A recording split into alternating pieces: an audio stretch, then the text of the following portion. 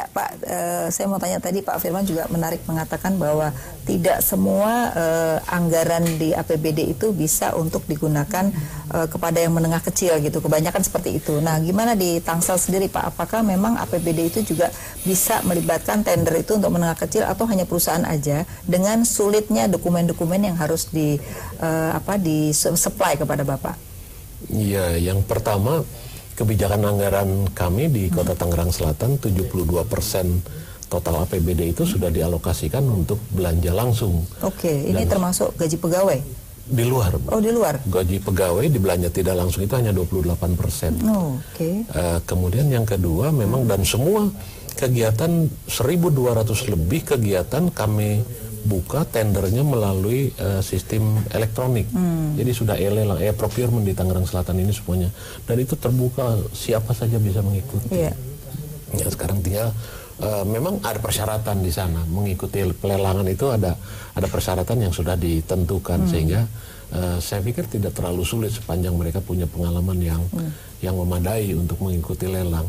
Sekarang dimanapun mereka bisa ikut lelang begitu. Tapi kalau yang ikut sekarang nih dalam kenyataannya yang ikut nih lebih banyak yang besar atau yang menengah kecil, karena kalau dilihat tadi akses kapabilitas SDM-nya belum mampu sehingga Bapak bicara e-government ya, mereka aja masih gaptek gitu. Nah, gimana Pak? Itulah problematiknya di situ sehingga sebetulnya ada kelas-kelasnya kan, ada kelas-kelasnya yang 200 juta ke bawah itu bisa melalui penunjukan langsung, di atas itu bisa pemilihan sederhana dan lelang dan seterusnya.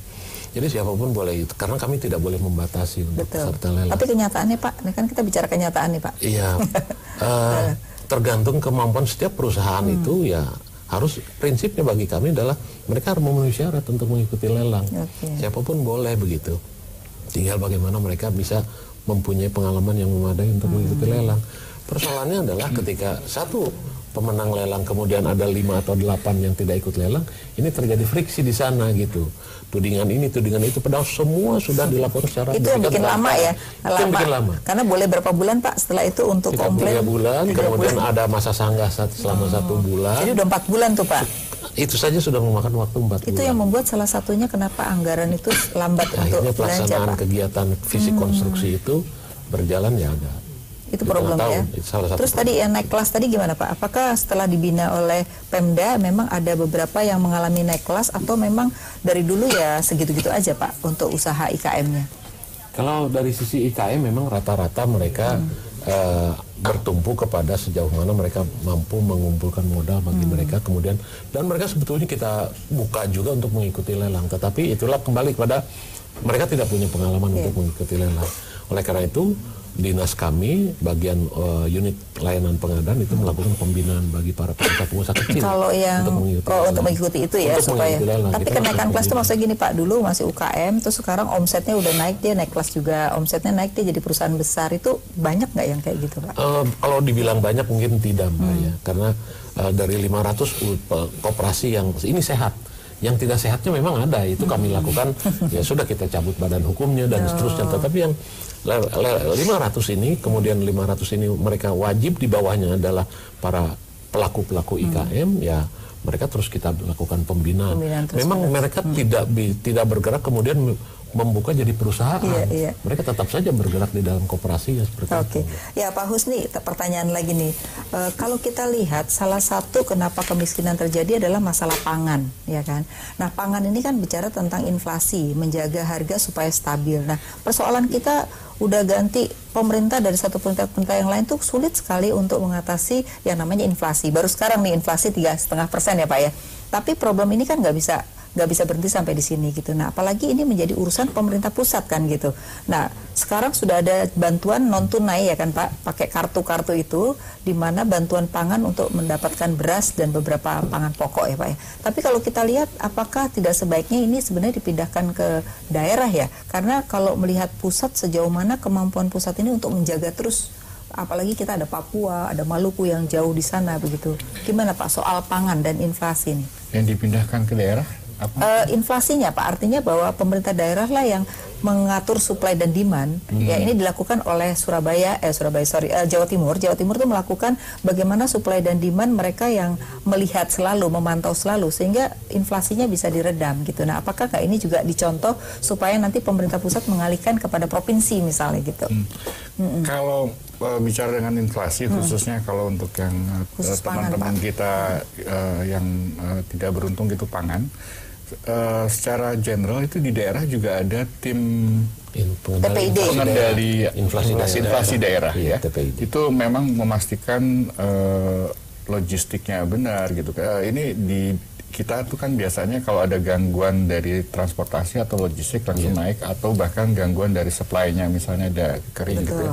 Tapi memang untuk yang inflasi itu memang kita kerjasama, kalau saya tidak salah itu antara Pemda dengan teman-teman dari Bank BI Indonesia. Pak ya, Bank Indonesia. Betul. Jadi memang itu kita pastikan teman-teman dari Pemda, teman-teman daerah juga berpartisipasi untuk memastikan untuk bahan pangan itu tidak naik.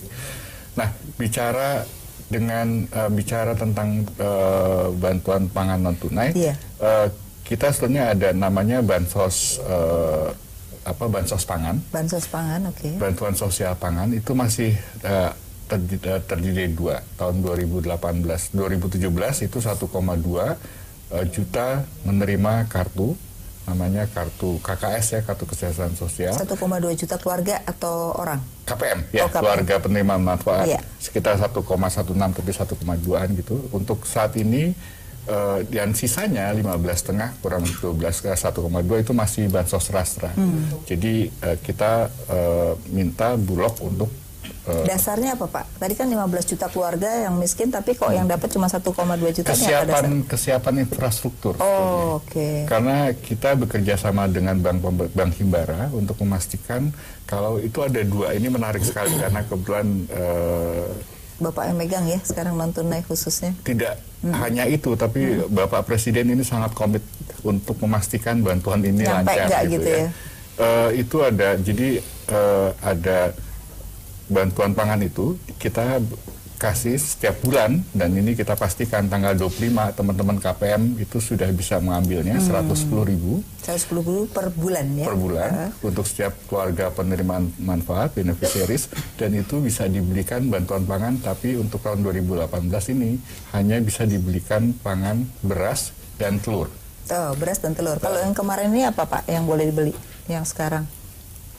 Yang tahun 2017 memang kita minta waktu itu beras, tapi ada beberapa daerah yang misalnya di bundling dengan gula dan lain-lain, tapi kita minta sekarang adalah beras dan telur, dan teman-teman KPM yang menerima BPN itu bisa milih. Jadi bukan beras yang misalnya kualitas medium, tapi kalau teman-teman mau merasakan yang lebih premium gitu, lebih mahal sedikit, itu mereka bisa milih. Jadi terserah. Berarti belinya di mana Pak? Kan ada iwarung. Kita bekerja sama dengan bank, kita dari sudut pasokannya kita menyediakan namanya iwarong, ini dari Ibu Menko, namanya elektronik warung gotong royong. Itu agen bank sebetulnya. Jadi agen LKD atau agen laku pandai. Jadi harus direkrut sama Bank Himbara. Nah, mereka ngambil di situ, ada kartunya. Dan mereka belinya di situ juga Pak, beli berasnya juga di situ juga. Belinya harus di situ. Yang penting adalah iwarung itu kita utamakan adalah yang pedagang-pedagang atau tetangga kita, mbok-mbok gitu yang sering jual, yang sudah berjualan. Jadi memang Pak Presiden ini maksudnya iwarung itu menempatkan orang-orang untuk jualan gitu? Enggak. Jadi pedagang-pedagang apa yang sudah ada gitu, existing. Jadi misalnya tetangga kita kalau di daerah rumah saya itu masih ada tuh yang jualan beras ya. Mereka sudah berpengalaman jualan beras. Itu kita rekrut Bank Himbara, kita harapkan merekrut teman-teman itu. Karena mereka udah berpengalaman. Dikasih EDC gitu ya. Dan di situ mereka jadi bisa memanfaatkan yang ada ya, tidak membuka sendiri kan Pak? Ada dari Kemsos itu juga ada namanya iwarung Kube PKH. Jadi dari Kube tapi terus tidak monopoli ya? Tidak monopoli. Tidak boleh. Jadi artinya kemanapun mereka boleh dan difasilitasi ya? Yang ditunjuk ya. Jadi memang kita ngerekrut karena sekarang ada 60 ribuan gitu. Kita rekrut mereka dan kita harus kasih EDC supaya bisa menggesek gitu kalau istilah kartu kreditnya menggesek. Tapi cuma hanya bisa membelikan bahan pangan yaitu beras dan telur. Dan telur saja ya. Jadi, untuk 2018 ini ya. 2008. Jadi selain untuk memberikan bantuan sosial, tapi kita juga sebetulnya Pak Presiden yang komit banget untuk meningkatkan ekonomi lokal. Ekonomi lokal ya. Jadi tidak hanya monopoli di Iwarung itu sendiri, tapi mereka sendiri boleh membeli di tempat yang ditunjuk ya. Iya. Ini frasanya nih yang harus dipastikan kita ngerti benar. Iwarong adalah agen perbankan yang berpartisipasi pada BPNT.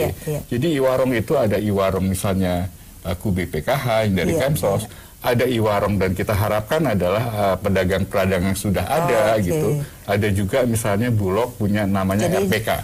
Termasuk inklusi keuangan lah ya, jadi mereka tuh ya. Jadi tidak boleh karena ada anggapan katanya nih monopoli di daerah Iwarung. Orang-orang belinya di Iwarung QBPK tidak, karena bukan itu yang Pak Presiden. Itu sosialisasi Pak. Kalau banyak yang nggak tahu itu berarti sosialisasi kita sudah akan lakukan, kita lakukan, tapi memang benar akan kita tingkatkan bekerja sama dengan teman-teman Himbara dan juga OJK dan BI. Jadi kita akan kencang jauh lebih kencang. Mas Firmansyah, kalau kita lihat kan pemerintah berbagai macam cara ya, tadi termasuk inflasi ya. Tapi kalau saya lihat satu TPID itu kan hanya bisa memantau, tapi mereka tidak punya kekuatan untuk bicara tentang supply-nya atau bicara demand-nya gitu. Nah ini tetap di pusat kan gitu. Nah sekarang kan kita juga tahu persoalan beras impor tidak impor gitu. Jadi ada dua sisi kemiskinan itu, ada dari sisi demand tapi juga dari sisi supply. Yang petani itu kalau nilai realnya makin turun ya dia nggak akan bisa daya belinya makin bagus kan. Nah ini persoalan ini menjadi persoalan penting, tapi kita harus break dulu nanti dijawabnya.